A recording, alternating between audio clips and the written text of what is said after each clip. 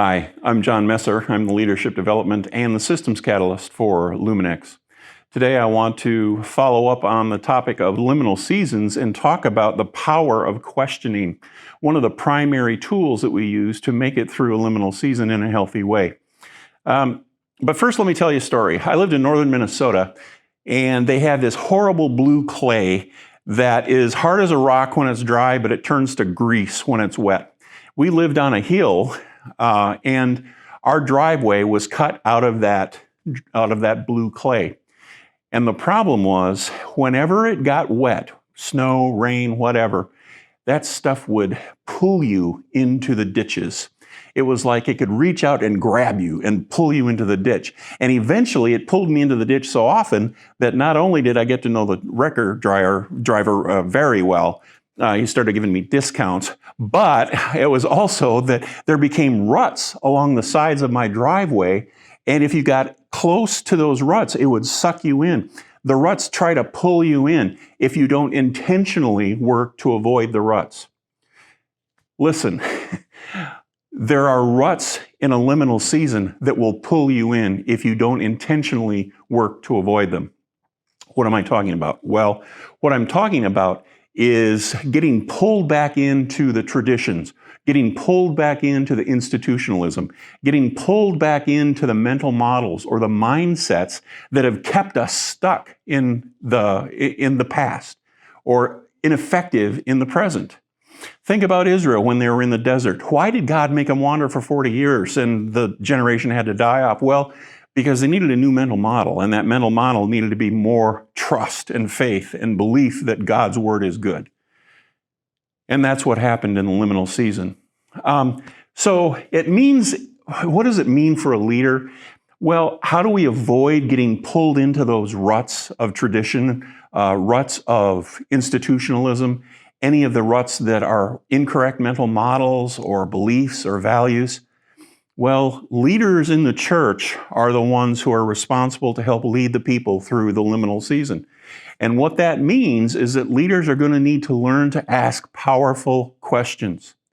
In the past, it may have been okay for leaders to be the answer man, to come with prepared answers for every possible question they can think of.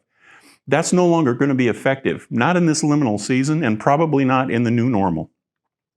Now, leaders need to be the asker of good questions, the ones who charge, who challenge, who push maybe to address those things that nobody really wants to address. Because remember, the old is familiar and comfortable and customary.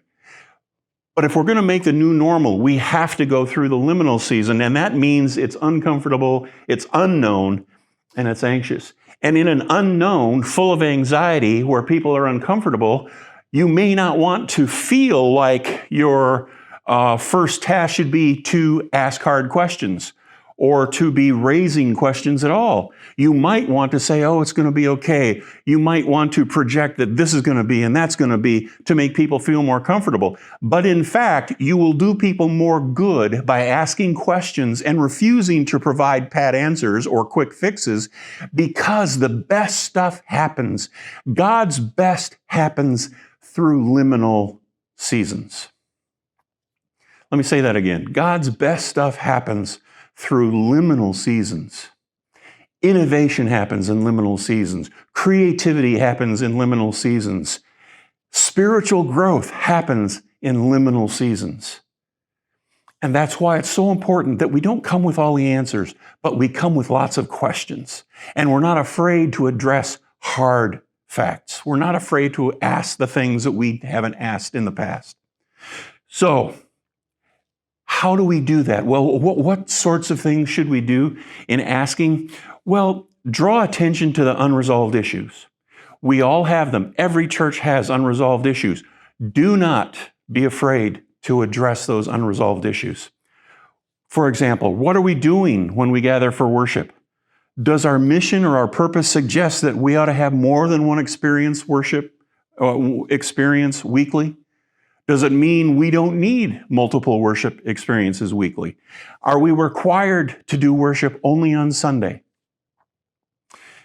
Also, give people more responsibility than they're comfortable with.